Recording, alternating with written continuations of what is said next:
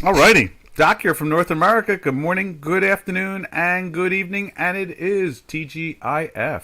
Thank goodness it's Friday. It's the end of the week.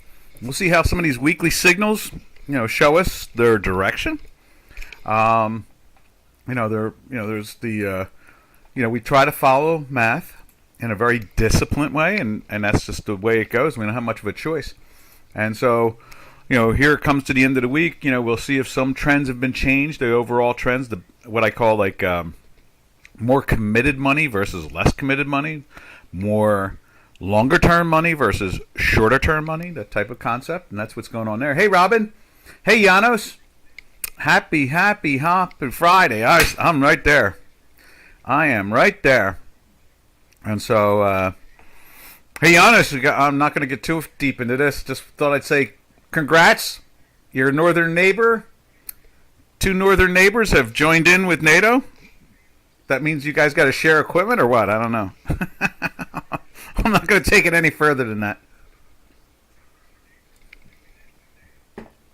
Anyhow, you can see here the Swiss this morning kind of trying to back off a little bit. Yesterday they tried to back off, and then look what happened to it. You can see it here. It's actually on a candlestick on this particular chart. You can see right here. It was trying to back off. It was a little underneath. It was a little yellow. It kept on trying, and then look at it. By the end of the day, they put it right up into the sky again. Another high of a high, And what was curious is we've been talking about this and the yen, watching these two in particular. I know that they all seem to be, marching in the same direction at the same rate, velocity, rate of change, delta, whatever you want to call it. But let me see what the yen is doing, just for the fast look at it. You can see it here on J4X. You can see all this green, just all that green. Now let's look at it a little bit up close and personal. Just want to see what the yen is doing. Yeah, the yen is trying to perk up. Now this is a third day in the sell. We'll see what that does. It's like a plateau. Now they're an interesting, when you really think about, what is moving this stuff. It's obviously the inflation. It's very clear. So it's leaving the door open for their central banks, not the Fed, but their central banks to do things they've wanted to do. That's why they've allowed it to, move up the way it did. And you got to think about the two central banks. The Swiss National Bank, their Federal Reserve, and or central bank, however you want to call it, and the Bank of Japan, the BOJ. Both are very interesting entities with the way they've acted for the last 20, 30, 40 years. We've watched them that close for that long. And so, hey, Jordan, how you doing? Happy Friday. And so it's kind of interesting to watch how these central banks have moved their currency. And you look at it over here on J4X, it's very clear. It's a clear picture. All that green. And then it starts to do a real plateau. You can see this. There's a hesitation going in there. The Japanese are very meticulous in their actions. They're very disciplined. Not that the Swiss are not. They're just different. They just have a different way of a different. What's the word I'm looking for? The word is discipline. There's no doubt about that. I've watched, and Robin and I both watched over the decades. I remember they started the Nikkei futures contract for overnight trading at the Chicago Mercantile. Back in the 80s, and back then they kept on saying that Japan was going to take over the world, so forth and so on. Just the same way that they say that about China. And so, Ahmad, hello. Need to adjust the voice. Is it not as good? How about now? Does the sound all right to everybody? Just double checking here. And so, we're trying to understand the two different central banks, the way they move. We got a lot of experience with them, and then we throw it to modern day. Right now. Where we see the quantitative easing since 2008 has forced central banks to march in the direction, or pay attention to. You got to imagine pretty much most of these places went bankrupt. And I know I say this, people go, what are you talking about, bankrupt? I mean, like, and I go through the story of Deutsche Bank, blah, blah, blah, Lloyd's of London, which still makes my hair rise up in my head. I'm amazed at Lloyd's of London. We never thought Lloyd's of London could go bankrupt. Merrill Lynch, gone. Citibank, gone. All these companies now are just names owned by other entities. Citibank is so bad that they couldn't even get anybody to merge with it. That's how bad it was. And it's the same thing with Deutsche Bank. They were so bad in debt that they couldn't even get anybody. Look how many years Commerce Bank of Germany, they tried to merge the two together. They just couldn't get it to go. Voice is okay? Good. Maybe just restart, Ahmad. That's probably the better way to go. So, we look at this, and I'm talking out loud here. I'm not really telling you something that I've thought out that heavily. I'm talking out loud from experience.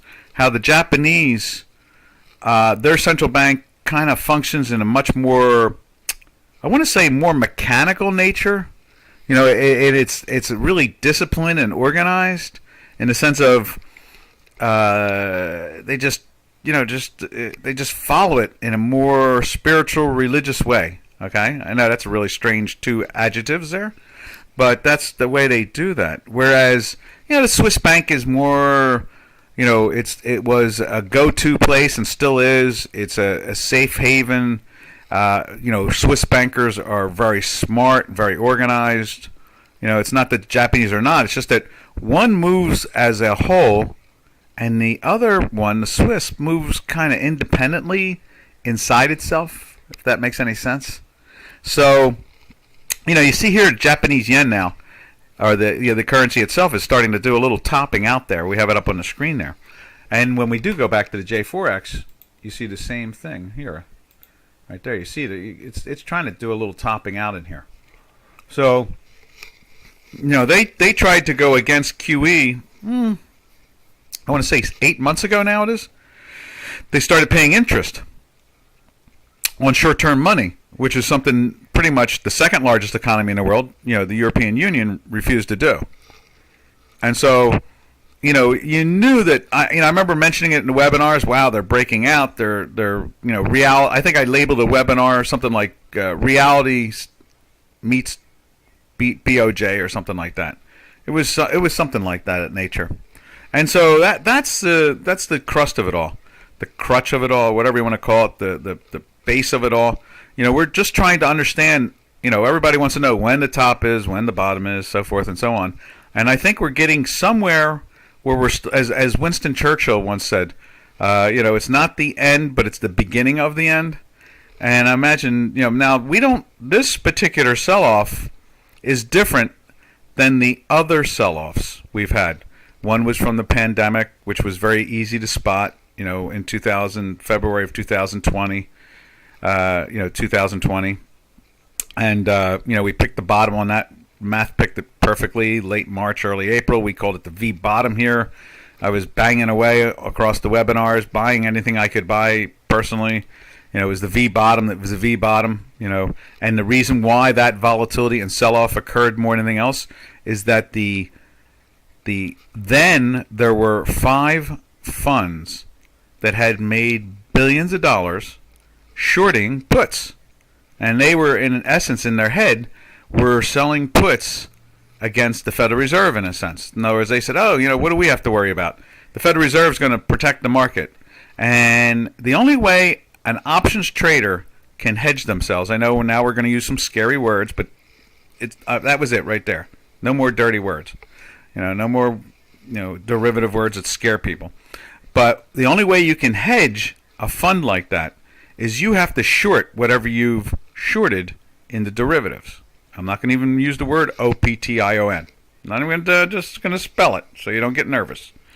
All right? And so they had to short whatever they could short. It didn't matter what they shorted. And, the old floor saying, we used to have old floor sayings like on the NYSE or, the Philadelphia or the Amex or the CME. We had these old sayings from yesteryear of old finance. And that would be, if you can't sell what you want, sell something else. And that's what they did. And so they collapsed the market all the way down, 50, 60%. People don't really talk about it too much. Notice the media doesn't really remind you that the Dow slipped down into like 18,000 or something like that from the 30s. The Nasdaq I think was down to 900, something like that, 800 and something. I'm sorry, 8,000. The tech 100 we're talking about that's been trading in the the 12s now, which came down from the 17s, and so forth and so on. And they had to do that, and they did that. And the Federal Reserve let them go out of business, and they lost.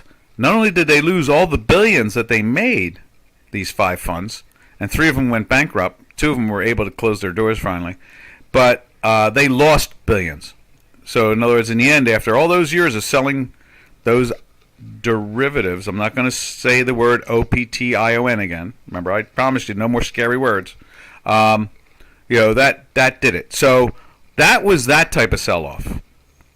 Okay, this sell-off is just money not buying again or averaging in because interest rates are rising.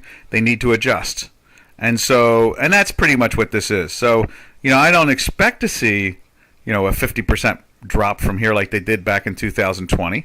But I think that we're coming to the end of this on some level. But think about the time of the year. This is the classic time of the year where they say sell in May and go away. All right. So what will probably happen, as I said a few webinars back, is that this could go on for like 3, 4, 5. Robin said to me, "Don't say that." It's like, well, what can I do? It's the truth. Yeah, I know, but I don't want to hear it. It's like, yeah, I know, I hear you. But more than likely, we will probably go through a dead summer because of the change in politics coming up. And when the affirmation, confirmation, confirmed, whatever you want to use, whatever magical English words you want to use, we'll know that, okay, the cavalry is coming. They're going to change the government here for a dramatic way, in a very positive way. Remember, when the United States sneezes, like when you have a flu or a cold, the world catches that cold. We only sneeze, they catch it, or you catch it, or we catch it, whatever. And the end result is that I see this being a choppy 3 or 4 months, building a bottom. The politics will change dramatically, and we are the engine. We don't have much of a choice about it. We're the only really biggest. We're a very solid capitalist society, even when socialists get into office. The laws themselves really stop the socialism. And so as much as they tangle us up, they basically can only turn things off. They can't really get rid of them and incorporate Marxist ideals. They can only implement them in an administrative way, which means you can fire the characters once new leadership comes in. And so that's where we're at the moment. And so now, looking at the yen, as you can see on J4X there, you can see it's trying to do a little topping out. And, more than likely, there's going to be a digestion, the triangle or the flag pattern. This is what that's all about. And that's how this usually works. So, all right, I think I've gotten that off my chest. So now we can just go look at different products and see what's going on. And we'll see it. It'll show on our math. We'll have no problem. We have a 40-year plus track record of success, live, and then obviously we have back tests. 90. I did the Dow Jones Industrial Average 90 years back with the math, double checking it further back, and then we use it on some scientific stuff, and we've gone as far back as like 37 million years. So the math is consistent. It doesn't get lost. It stays with us, and I'm not worried about it, us being wrong, because we're wrong 1.5 out of 10 times, on average. We're 8.5 to 9 right out of 10 most of the time. So all the time. What am I saying? Most of the time, all the time. So that's the way it goes. Anyhow, that's where we are, and that's where the yen is. And as you can see here, the Swiss, same game again. We'll go back to the Swiss, start from there, and march our way through the different products, unless someone wants to see something. And when you want to see something, we'll go to it. Yo, 54. Doc, out of these super universities. Oh, no. I wouldn't call Harvard and Yale Stanford. Okay, you want to call them a super university?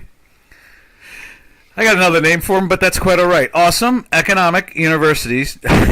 I love it. This is like a softball to me, isn't it? You do not have a better person than Powell. I'm amazed. You must have thousands better. We do. But, look, there's a lot of Republicans who want Summers, Bill Clinton's guy. There's a lot of Republicans because he came out a year and a half ago against Biden and said, what you're doing, Larry Summers, right? He was head of the business school until I think he was Secretary of Treasury at one point, or had Larry Kudlow's job in the government. But Larry Summers came out after Biden was elected and said, all his policies are going to generate inflation. I mean, he was screaming that from the rooftop. Now, remember, the liberals or progressives or the socialists threw him out of Harvard about 6-7 years ago. So there are some. Then there's like Blinder from Princeton. Ugh, my God. A walking live anachronism of socialism.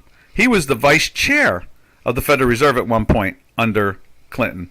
So, I mean, you have your two dichotomies there. Blinder, to this day, still runs Princeton's business school. Or not business school, the economics. The Trobe, is it Trobe now that runs it in Harvard?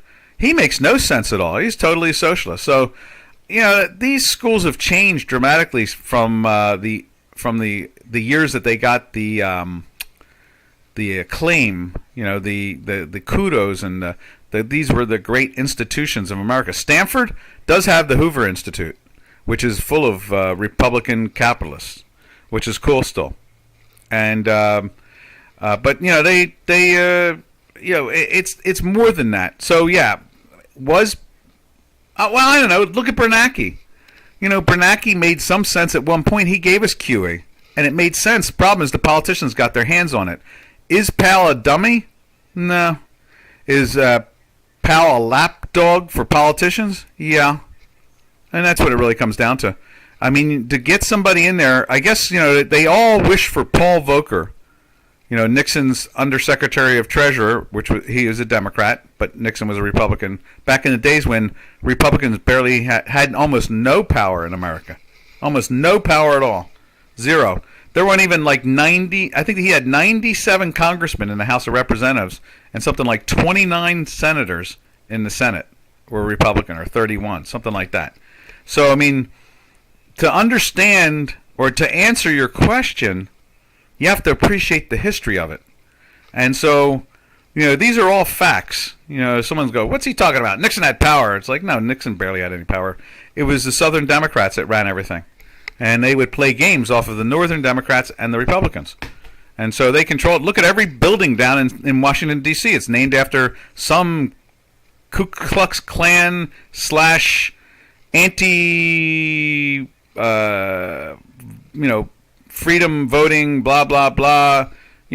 All the stuff that the Democrats like to mumble about today. All those buildings, they don't take those names off of those buildings. They can get rid of Jefferson and Washington and Lincoln, right? But you don't see them removing those names off of those buildings. Was it, what's his name? Byrd from West Virginia. He was the, what was he? He was not the Grand Wizard. He was the Cyclops. Okay? That's a position in the Klan. And he was the state Cyclops. He was also President Emeritus of the U.S. Senate. Okay? So, there's a lot of... I could go on for weeks and months about this. So, we're going to have to drift from that, but get back to the markets. Please run for President, Doc, and fix things. Appoint the right people. My people were in there. The Trumpers. Kellyanne Conway and I are really close for years. We ran campaigns together. My people were in there. We're going to be back in. That's what it is. 6 months from now, the cavalry is going to come. And that is Mr. Trump's people are going to march back in. And we're going to have more power than we've had since 1861. And that means that the world economy is going to do really well. Because it's going to be a capitalist system that has been watered down by social safety nets. How much more could anybody ask for? Marx and Engels and Everybody else would adore those things. Imagine you have all the money in the world to do whatever you want. Marx and Engels never had that. They had to kill people. And not necessarily them, but Stalin and so forth, and Khrushchev, and, you know. But anyway, now let's get to the markets more deeply, and that is, this little triangle going on is the beginning of the end of all those evil, goofy socialists that come from Stanford, Harvard, and Yale. And we're going to move back into a really healthy place, really. And Trump was the, like a commercial. He was the beginning. And he has not forsaken us for those Christians out there. He is definitely going to lead like a leader, like a Messiah type. He's doing it. We're watching the Pennsylvania race right now. See, you got me talking about this stuff. We got to get back to the markets. But the end result is, don't worry, it's coming. The cavalry is over the hill. All right, from the Swiss, let's just throw the Swiss back on J4X and we'll march from there. You can see all that green. It's going to start to do that topping thing also, and you can see it right there on Chicago Quant. And we're still in that long weekly buy. Now let's jump over to the euro.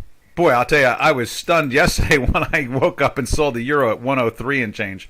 I was like, wow, it really is drifting its way down to the 54's par. You want that par. As Janos would say, when OPEC said they would love oil at 100, it's just easy to multiply. Just add 2 zeros. Oz Rome. Hey, Oz Rome. How you doing? Funny you said that. That terrifying yes on capitalism. No on all that negativity and hate. Bah, bah, bah. Oh, goddess. Oh, goddess. That's terrifying. Yes on capitalism. No on all that negativity and hate. Bah, bah, bah. Okay. Now, we have a candidate over in Pennsylvania. His first name is Oz. He's from Turkey. And Trump is backing him for the U.S. Senate. Dr. Oz.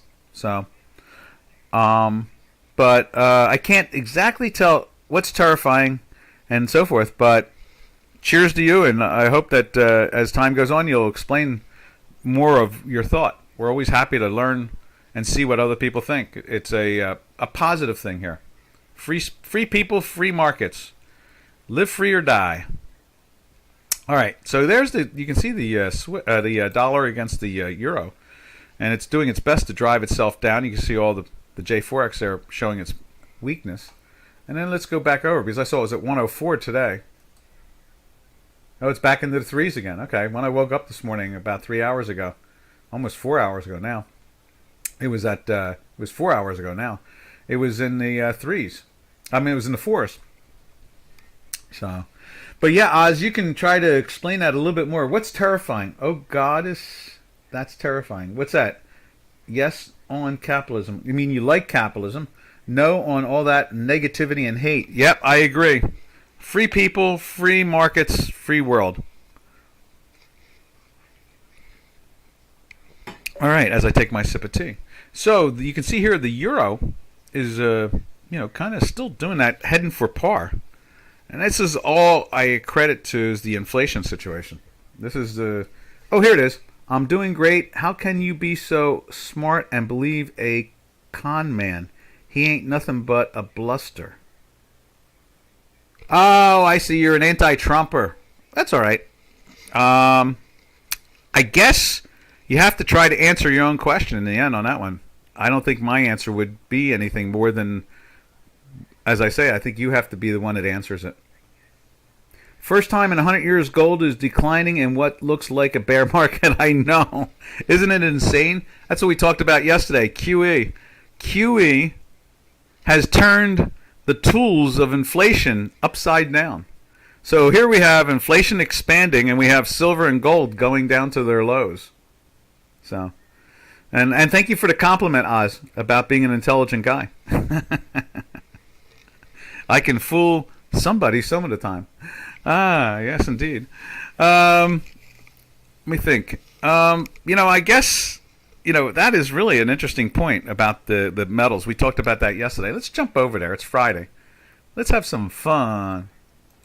Oz, you're allowed to ask about any particular product or question about anything, too, so you're doing a good job. You're right in there. You're allowed to fire those questions out. They're always well worth answering. Um, let's look at gold. Look at that. They're going after it again low. Look at it. Going after the 1800 area. What's today's low? 18082. Oh my God. Does anybody even think there's inflation out there? I mean, you're really still paying like $1.50 for a gallon of gas, right? Loaf of bread is a dime, you know. I know, it looks like a bear market. It's ridiculous, isn't it? Let's see. A game recognized game a mono GPY. Oh, cool. Let's go check it out. We do follow that particular currency. We have somebody in here that asks about that all the time. It's pretty cool. GBP JPY. I think it's back into the sell too. Like it's under the weekly number at the moment. I think we saw that yesterday. Yeah, there it is. See, we should put that little circly thing I put in there. There it is. Move that over. We've been under there all week long. I think we've been in a daily sell for a week and a half or something like that. So yeah, there's the daily sell. It's been in a daily sell since right there, since the 162.65 area, and we're trading now at we almost made it to 55, right? 55.60. So it's like 7 handles down. And you know what? 54. Think about this. Think about how the yen in some ways matches up to. There's the yen. Let's put gold on J4X so they can be side by side. I'm still amazed that we're past 24.55 on silver. I thought for sure finally they'd figured something out, but boy, these central banks have real control. You know, they really do. They've taken the whole system and turned it upside down.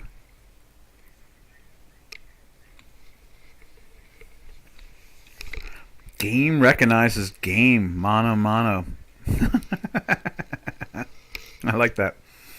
So, in the end, I'm just another blustery, so forth and so on. Okay. I have no problem with that. I feel like it all the time. You know what, Oz? Sometimes I get to the point where I don't even think I'm really doing a webinar. I think I'm in a nursing home.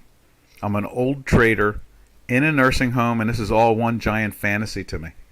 Honestly. This is not really happening. This is all in my head. All right.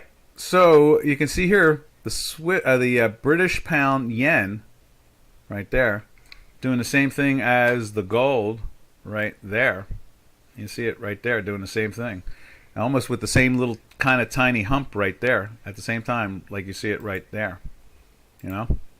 So, this is a manifestation of the central banks dealing with the inflation. And, we've talked about this, and I hate to use the derivative words because it scares everybody when you use them, but, if you are outside the United States and you're trying to short something, if you sell it short in something that's denominated by dollars, you become short dollars. At the same time, you're taking the risk of whatever it is, be it gold, silver, wheat, soybeans, corn, hogs, whatever product is denominated in dollars. So now you need to go buy dollars, but you want to be short dollars because dollars are at the all-time highs. And so then what you do is then you take those scary words that I talk about. I'm going to say it once again. So those who get scared about OPTIONSs, put your hands over your ears. I'm going to just say this just for the webinar. Calls and puts. Okay. Now you can... you just count to 3. I should have told you to count to 3, and then you can take your hands off your ears. Basically you can create a synthetic position so that you're not taking the risk of the underlying product, and at the same time you are short dollars. And that would make sense to me. Let's see. I think you're a genius. We can do better. Hybrid social capitalism. We have a wealth of imbalance. No, I don't think socialism works whatsoever. I think socialism is a bad thing. I think that, just good, clean laws followed by a constitution do fine. It's just that I guess we all want something fast, and we're not willing to wait. In other words, it's a rate of change. It's that Al Einstein thing. It's relative, and so, people want justice. They want utopia. They want peace and tranquility. Peace on earth, goodwill to all. Blah blah blah. They want all that, but they want it now. They don't want it 10 minutes from now. They don't want it from 10 weeks from now. They don't want it 10 years from now. They want it now. And so then they get the little whisper of socialism and communism, and they hear that and they think, oh man, that works. In Wired magazine, Oz, there was this article about if only Joe Stalin had computers back in his day, he could make communism work. Yeah, instead of killing like 32 million, he would have done a targeted 60 million instead. Much better, I'm sure. It doesn't work. Taking something from somebody that you didn't earn is never fair. It's just theft, no matter how you cut it. Taxes are wrong. It's all wrong. It's just bad, It just is all bad. So you'll never get me convinced on any level that there's a good socialism versus a bad socialism. And it's never going to happen. It's because it's never been done. I've never seen it on the earth, and it's not going to be done.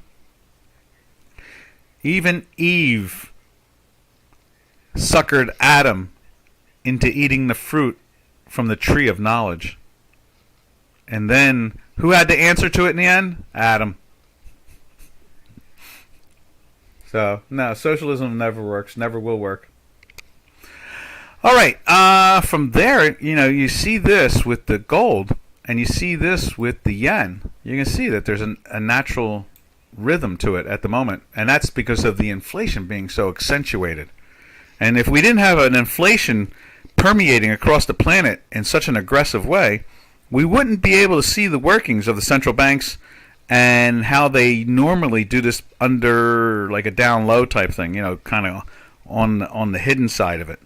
Right now, it's so much in our face, they don't have much of a choice. And at the same time, with interest rates and inflation rising, money managers have to step back from their bids, which means that you see the stock indices normally having, price pressure. Let's see, 54 says, Doc, Fed cannot do those rate hikes. Oh, no, they can't afford it. I agree with you. Commodity prices falling except for oil. Soon enough, the market will realize this, and equity will really rally really big. I'd imagine, yeah. I don't know about really big, but I would dead cat bounce. That's what I'm thinking more. It'll have, take an object that has no life in it, drop it from X distance, it will hit the surface of the Earth, and it will bounce. It doesn't mean that it's alive. It just means that the classic physics situation of when a force meets an opposing force, there's going to be some type of reaction. And so that's more like it. So I'm not that confident that we're going to get a big bounce until we see a change in government policy. Because pretty much most of this inflation in an era now that we can really see a lot of information and see the policies more, and they're not hidden. Most of this inflation is economically derived from government policy. And so a lot of that government policy has a great potential to disappear in 6-7 months. And when it does, the markets will confirm that, and that will be your bounce that you're talking about. That would be the strength. So I would assume that we're basically almost at the middle of the month now. We're halfway through May going into today. Monday morning is the 16th, okay? Yeah. Monday morning is the 16th. So that makes us halfway through May going into Monday morning. And so you have to assume that the markets are only 5+ months away from that election now. And the polls say a lot of tough things are going to happen to the opposition or to the standing party, and that will clean up a lot of this problem. Because again, I believe most of this inflation is literally from just bad policies. and nothing more than that. But when these policies happened in the 70s and the 80s, or basically in the 70s, from price controls to oil controls to so forth and so on. There wasn't multiple medias that were able to really clarify what was going on. They were more like cheering things, like this is good, this will stop all the bad things. Here's a classic. President Roosevelt takes over in 1932. People don't realize that the crash of 1929 occurs and in 1929, and then Roosevelt doesn't get into office until 1932. The Congress changes pretty dramatically in 1930, though. So 31, it starts to set up for Roosevelt. Roosevelt's a professed socialist, and he puts in these socialist policies. And the worst of that era is 1938 and 39. Well, 37 and 38 are the worst points of the Depression. 6 full years into Mr. Roosevelt's second term, going on a third, and the House and the Senate now are totally socialist at that point. So, there's no alternate news media at the time to be able to really confirm anything, and they're still blaming Hoover from 29, when in fact the policies themselves, which the laws really tried to slow down and stop, changed because of the Constitution. What they did, it made it tough. But so we're in that same situation now. We're going through the thralls, and it's happening all like in a couple-year period instead of 10 years. And in some ways, we've done this since 2008. Who was it? It was talking. It was a U-54 that was talking about how, how could they not, how did they put a numbskull in charge of the Federal Reserve? 19 votes against him, 81 for him, or something like that. In the end result is that he's not that stupid. He's just not able to fight the politicians. The politicians have been made it very hard. Now that they've reappointed him just yesterday, after all this time, 6-7 months of waiting for, he was reappointed in the fall. They couldn't get a vote on him until the spring of this year. So he's like everybody else in government. He sees all the bad things going on. He sees all the stupid things going on. And he wants his job and his payroll. He wants his paycheck. So he allows this to go on because there is no Paul Volcker out there. That's the one that did it. As I said, was Undersecretary of the Treasury, and then was made Federal Reserve Chairman to clean up Arthur Burns' situation when he was Fed Chair under Nixon. So it's hard to clean up this mess when you have people who are just want a paycheck and they don't care. That's pretty much the name of the game. I hope all this is making some sense, and I hope I'm not drifting too far off for everybody. But anyway, you can see here, we see how the currency and the metals market is working together, which we all know is crazy. This for sure. One thing's for sure. I can understand the currency's going down. Watching gold and silver go down? Nah. That is truly, an oxymoron, or it's ridiculous. It doesn't make any sense. How does something that's been an inflation fighter for century upon century, millennia upon millennia, now that we have quantitative easing and the political hacks now control everything financially, you got gold and silver taking out 6-month lows or something like that. We're at 40-year highs in inflation. So raise wages. Raises are rising. They just can't outpace, what do you call it? All Bureau Labor statistics show wages are rising. Problem is inflation's rising faster because raising wages raise inflation.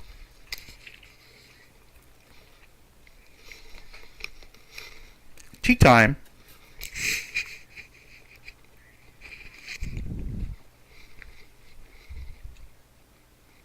Let's see, what people really need. Inflation is part of the system. Of course it is. But not at these rates. Remember the blustery, loudmouth fool? Remember for 4 years we had inflation in the 1.5 area, 2 area, things like that. Wages went higher than ever before in history for something like 6 out of 7 groups. White males, I think, were the least affected. Minorities galore, Spanish and black and so forth, Oriental, everybody was making more money than they'd ever made before statistically with inflation and salary. So, the loudmouth, blustery, charlatan snake oil salesman had it right. So what's that say about snake oil salesman? Is that supposed to legitimize them now? I'll leave that up to you to figure out. All right, from there, let's go over to the British pound. See what the pound's doing. We saw the pound against the yen. I like that. I love that spread. That spread is very interesting, and I think it's very telling too. We're just going to throw it up there again one more time. Look at that. Same pattern as the gold. There's the gold. And there is the British pound and the yen. Now let's look at cable. There it is, dollar. That's even more accentuated. More falling down. Wow. All I can say is wow. It's interesting. I guess someone will write a book about this era sooner or later. Where's the Alan Murrays of the world? Remember Alan Murray from the Wall Street Journal writing about the crash of '87? He got 75% of it right, which was pretty cool. To see somebody, Robin and I were actually traders in the S&P 500 pit. I was trading Deutschmarks and pairs trades between stock indices and and S&Ps, and it was a fun time. Raised poverty level, housing government supposed to help people, not just the rich. And I like being uber rich. Uber rich? Oh, okay. Well, under Biden, yeah, people are taking it on the chin. Under the snake oil salesman, the loudmouth charlatan, everything you suggested is true. People made more money. In other words, everything you want, they did under Trump.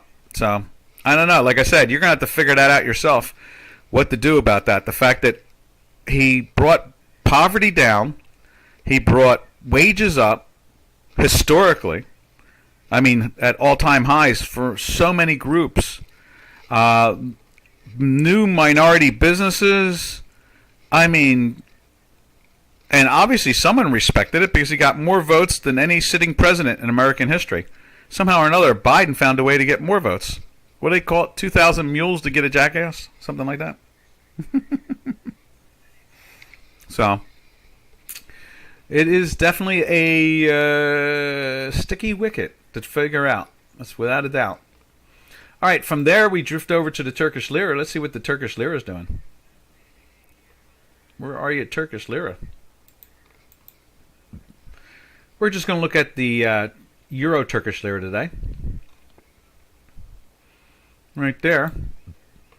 And it looks like it's stalling out here. You can see it's still green, but it's trapped inside a range now. Let's put it up over here. Right. Bingo. There we are. And let's see.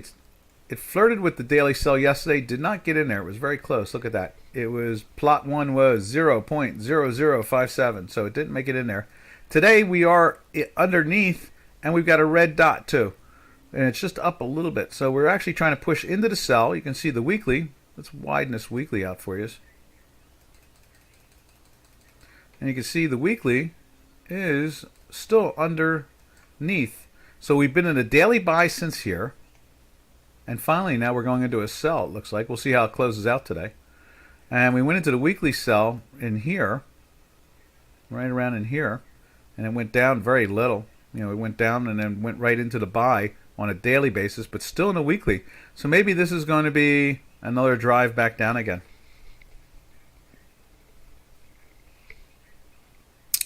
Okay, let's check out. Let's see what's next. Let's look at the Canadian. From there we go to the Canadian. And I'm curious, last I saw oil, usually the Canadian kind of follows the oil contract. So let's see, there's Canadian right there. It's been firm. It's showing all kinds of wonderful life to it. And there's CAD there. And oh, they're flirting with a sell too, and we're getting a volatility signal with a red and a green too. We've been in a weekly buy since back in here, and we went to the daily buy for a while with it, and then went to a sell for a few days and back into the buy again and another move up. You can see the same action here with J4X. And so with this type of action, with it trying to move down against the dollar today, we're thinking possibly oil should be firm. And I do know when I saw it 4 hours ago, it was firm. It was definitely firm. It was over the buy number and so forth. Let's check it out right here. Yep, still doing it. Trading at 108.70 something. And that makes it up. Let's put it up on J4X real quick. Well, you know what? I'm not going to leave the Canadian on there. Let's just throw the oil up on there too. And there it is. There's the West Texas Intermediate. And it's up, what's that? Up 2 points? Something like that? $2? Is it $2? Yeah, yesterday it settled at 107.71. Right now it's trading at 108.79, so it's up a buck and change. And so it's trying the lift. And you can see the weekly's been in that weekly buy since back in, right in here, this week, right in there. So in the little under 100 par area. And, yeah, we've gone nowhere. You know, the product is just hovering. I think, you know, we said it yesterday. I really have a hard time believing that. Well, unfortunately, there's an ugly story out there, and I know that most of you probably have not seen it. But what's her name? Mrs. Pelosi. Pelosi? Yeah, the Speaker of the House, Pelosi. Yeah, they have a bill in the House of Representatives. It's called the NOPEC. You can't make this stuff up, honest to God. NOPEC, yeah. So they just put an N in front of OPEC, and they call it NOPEC. And what it would do is it would drive. Supposedly, they want to bring down the price of oil, and so they're going to pass some stupid law like Jimmy Carter did, and stuff like that back in the 70s. Some type of stuff, and price and wage controls under the Nixon administration. The Democrats passed this big sweeping thing. He couldn't do anything about it. They had so much voting power that Nixon meant nothing most of the time. They had so many Democrats. There was only 97 Republicans in the House of Representatives during the Nixon years. So when you only have 97, that gives them a super majority, which means the Speaker basically is the president. So in other words, if a president writes a executive order, it can be wiped out by the House of Representatives when they have a super majority and negate it. And so, that's the way the system works around here. So they have a bill in there called NOPEC.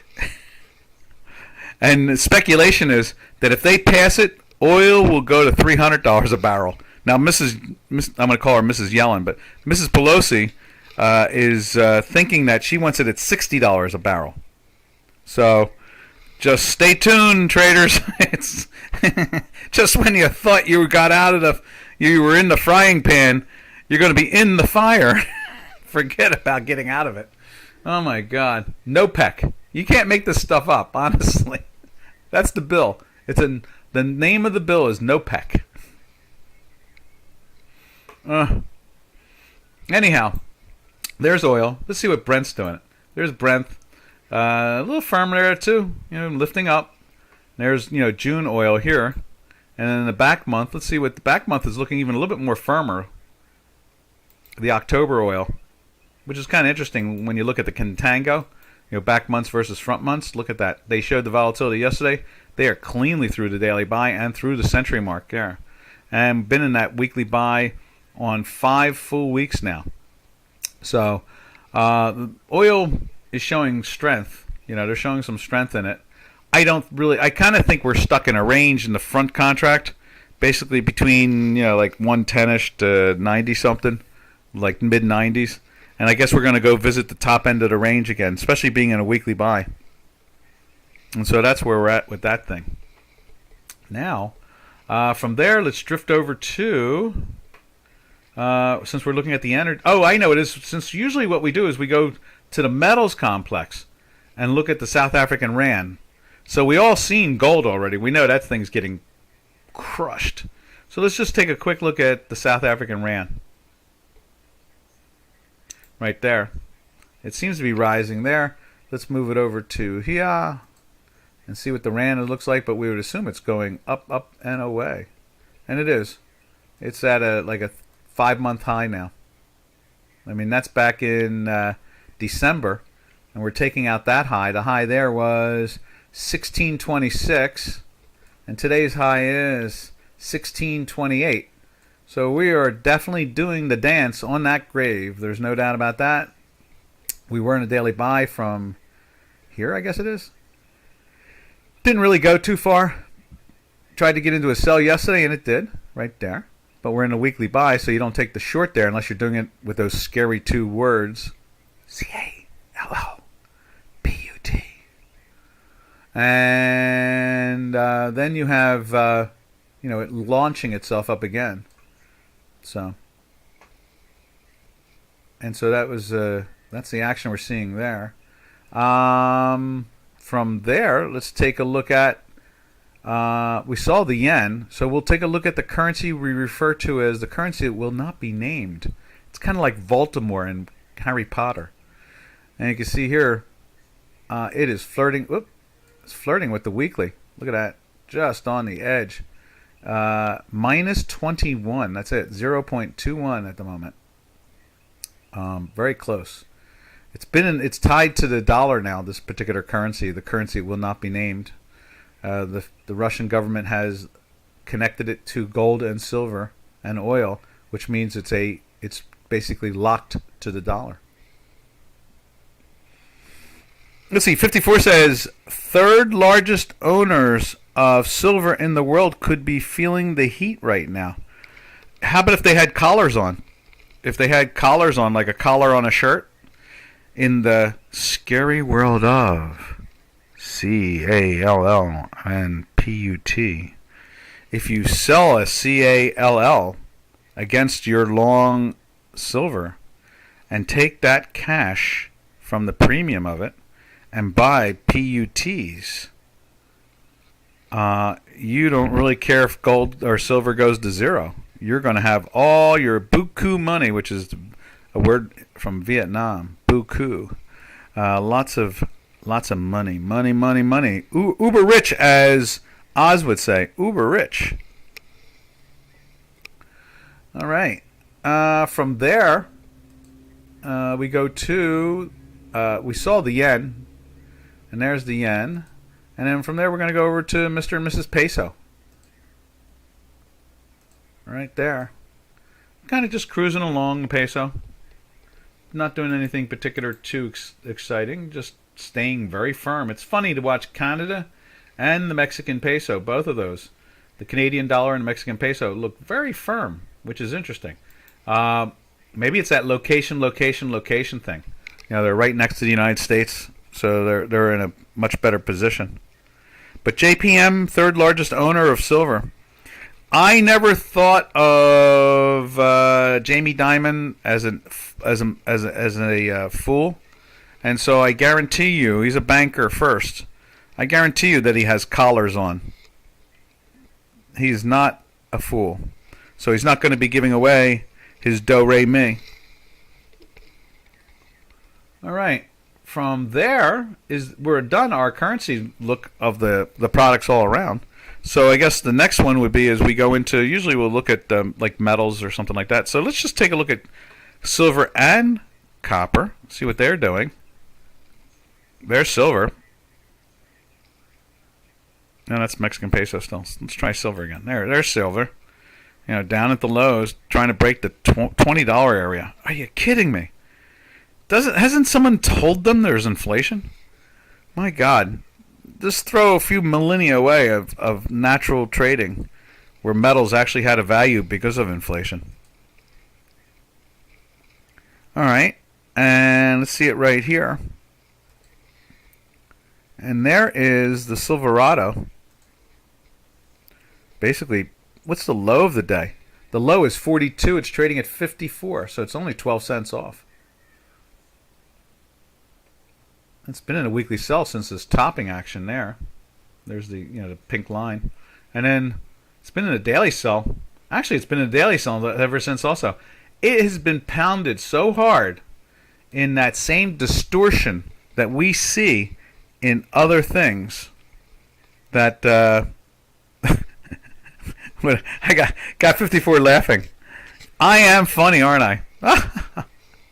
I am dying to go up on a stage on one of these open mic nights at some place somewhere around here. I am dying to try it. Everybody says I can be funny at times on the webinar.